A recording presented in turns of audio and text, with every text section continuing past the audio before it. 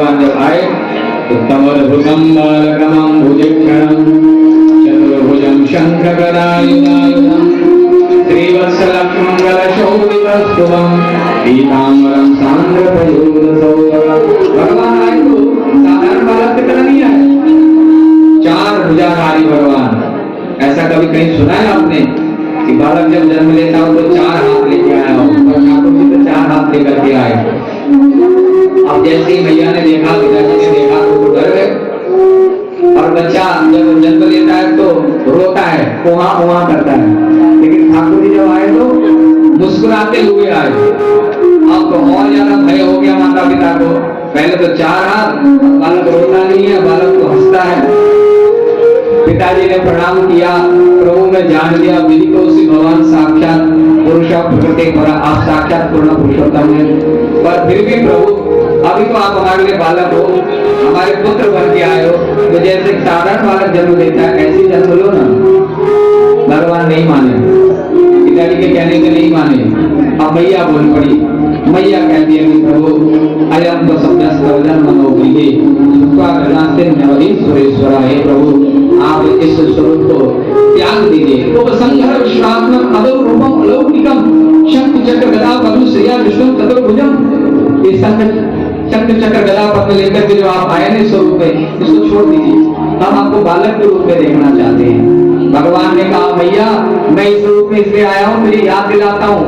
तो याद कर, पहले तुम लोगों ने तपस्या की थी, दिव्य 12,000 वर्ष तक तपस्या की थी, मुझे प्रसन्न किया था और मैंने वर मांगने को कहा। उस समय तुम प्रश्न और सुतपा थे, तुमने कहा कि आप हमारे पुत्र बन के आए, तो मैं पहले तुम्हारे यहाँ प्रश्न गर्भ बन के आया, फिर वामन बन करके अदिति और कश्यप के यहाँ आया, और आज तुम वसुदेव देवकी हो, आज तुम्हारे यहाँ कृष्ण बन के आया हूँ। तुम्हारे तप का फल देखो 3 बार तुम्हें प्राप्त हुआ है, आज तुम्हें पूर्ण फल देने के लिए मैं आया हूँ, तो चिंता मत कर।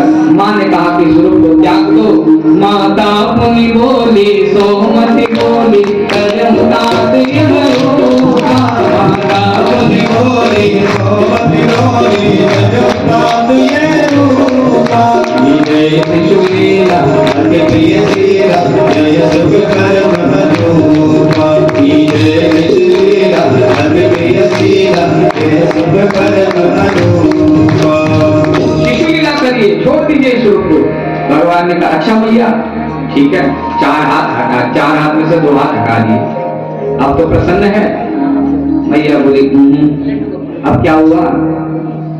बोले बच्चा जब जन्म लेता है ना, तो जब तक वो उमा नहीं करता तब तक माँ को प्रसन्नता नहीं होती। अच्छा ये बात है। सुनी बचन सुजाना रोदन गाना कोई बालक तुझे भूला हरि भज पावे तेरा भले बबूला चरित निभावे हरि भज पावे तेरा भले बबूला। मैया की बात मान ली भगवान ने, वहां करके रोने लगे। अब मैया बड़ी प्रसन्न हुई। अब भगवान ने वसुदेव जी को प्रेरणा करी कि भाई मुझे यहाँ से ले चलो, मामा जी आएंगे तो फिर यहाँ पे गड़बड़ हो जाएगा। वसुदेव जी महाराज कृष्ण को लेकर के चले। इधर द्वारपाल को तंद्रा आई, यमुना पार करते हुए अब गोकुल की ओर प्रवेश करते हैं। अब जैसे वसुदेव जी महाराज चले, अब यमुना बीच में पड़ती है, मथुरा से गोकुल जाना है, उसका पार करके यमुना जी ने देखा कि हमारे प्राण वल्लभ आ रहे हैं, हमारे प्राण वल्लभ आ रहे हैं। यमुना मैया अपने प्राण वल्लभ के दर्शन करने के लिए बढ़ी। वृंदावन में, गोकुल में, मथुरा में यमुना जी बढ़ी। वसुदेव जी महाराज जैसे यमुना में प्रवेश करते हैं, यमुना धीरे धीरे बढ़ी। अब ऊपर से देवी देवताओं ने देखा कि ठाकुर जी खुले आसमान में आ गए हैं दर्शन देने के लिए, तो ऊपर से स्वर्ग से देवी देवताओं ने भगवान को पुष्प वृष्टि की। कैसी पुष्प वृष्टि? ऊपर से मंद मंद बरसात, मंद मंद गरजती मेघ, मेघ गरज रहे हैं और मंद मंद बरसात ऊपर से किया, मानो ठाकुर जी को अपने भाव में स्मरण कर रहे हैं। इधर शेषनाग जी, उनको चिंता हो गई कि ठाकुर जी को ठंड लग जाएगी, अब ये भी तो पैदा हुए हैं। तो शेषनाग जी वसुदेव जी के पीछे छत्र बन के आ गए। बोले कि भैया हमारे भैया को ठंड नहीं लगनी चाहिए।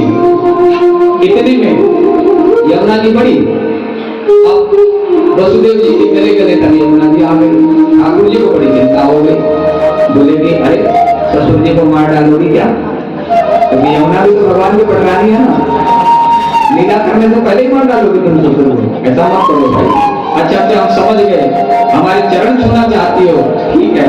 ठाकुर जी नन्हे से आपने चरण को बढ़ा दिया नीचे की ओर, यमुना जी के जल का स्पर्श किया, यमुना जी ने प्रणाम किया, यमुना जी शीतल हो गई, यमुना का प्रवाह कम हो गया। वसुदेव जी महाराज यमुना पार करते हुए गोकुल की ओर प्रस्थान कर रहे। बोले यमुने महाराज